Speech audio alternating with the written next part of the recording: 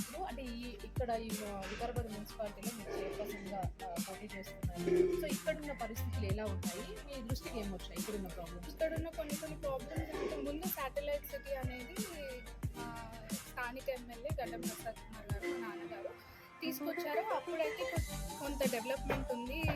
Under ground డ్రైనేజ్లు కానీ, roads కానీ, లేకపోతే ఇంద్రమ్మ ఇల్లు ఇవ్వడం కానీ ఇవన్నీ డెవలప్ అయిపోయినాయి. కానీ అవి అప్పటి కాలంలో. సో లాస్ట్ ఫ్యూ ఇయర్స్ నుంచి అంత డెవలప్ లేదు. తర్వాత కొన్ని రూరల్ ఏరియాస్ని కూడా ఎక్స్పాండ్ చేశారు మున్సిపాలిటీ. సో అట్లాంటి ఏరియాస్ మీద I want to concentrate more, because అక్కడ రోడ్స్, అండర్ గ్రౌండ్ డ్రైనేజ్ కొంచెం కొద్దిగా అక్కడ మిస్సింగ్ ఉంది.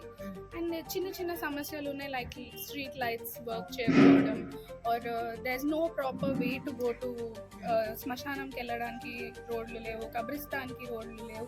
సో ఈ ఇది నా వార్డ్లో ఇది చిన్న ప్రాబ్లమ్స్ అన్నీ నేను సాల్వ్ చేయాలి. అంటే మేము ఇక్కడ అంటే చూస్తున్నప్పుడు కూడా మాకు కొన్ని సమస్యలు చెప్పడం జరిగింది. ఏంటంటే రోడ్డు, మీరు అన్నట్టు రోడ్డు సరిగ్గా లేకపోవడం, స్ట్రీట్ లైట్స్ కానివ్వండి, బస్ స్టాండ్స్ కానివ్వండి, అంటే వాళ్ళకి ఏ విధమైనటువంటి హామీ ఇస్తున్నారు? సో బేసికలీ నేను మన వికారాబాద్ ప్రజల ఆశీర్వాదాలతో if I become a chairman, నేనైతే ఫస్ట్ రోడ్స్, తర్వాత street lights, and already there is 100 crores already bill వచ్చింది.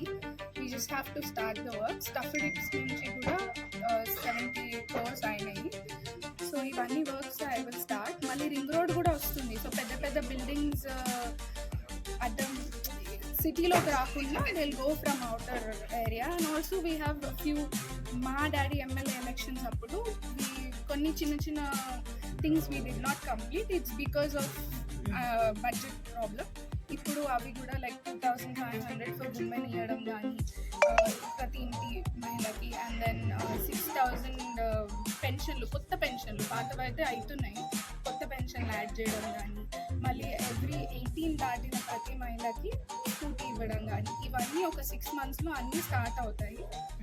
అంటే ఇప్పుడు బీఆర్ఎస్ అంటే నాయకులు కానివ్వండి, వీళ్ళు చెప్తుంది ఏంటంటే అంటే మేము చేసినటువంటి డెవలప్మెంట్ చాలా ఉంది, కాంగ్రెస్ ప్రభుత్వం వచ్చిన తర్వాత ఏం కూడా చేయట్లేదు, జస్ట్ హామీలకే పరిమితం అవుతుందని బీఆర్ఎస్ నాయకులు అంటున్నారు. వాళ్ళకి ఏం చెప్తారు? I don't want to comment on this, but నేను చూసినంత వరకు నాకు తెలిసిన పని నేను చేస్తాను. So this is my first time into politics. నేను పాలిటిక్స్ అనేది చిన్నప్పటి నుంచి చూసి నేర్చుకున్నది. I was born in politics. So ఇది నా ఓన్ డిసిషన్. ఒక గ్రౌండ్ లెవెల్ నుంచి పైకి రావాలన్న ఆశతోని to connect to the people directly, ఇది నా decision and I be helping everyone. Okay, ఈ వికారాబాద్ ప్రజలకి మీరు ఏం చెప్పాలి?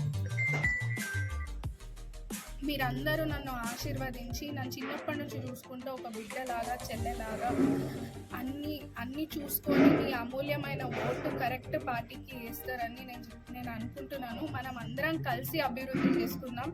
ప్రతి మహిళకి నేను ఒకటే చెప్తున్నాను, నన్ను ఆశీర్వదిస్తారని నేను అనుకుంటున్నాను. Thank you madam. Vote for Congress.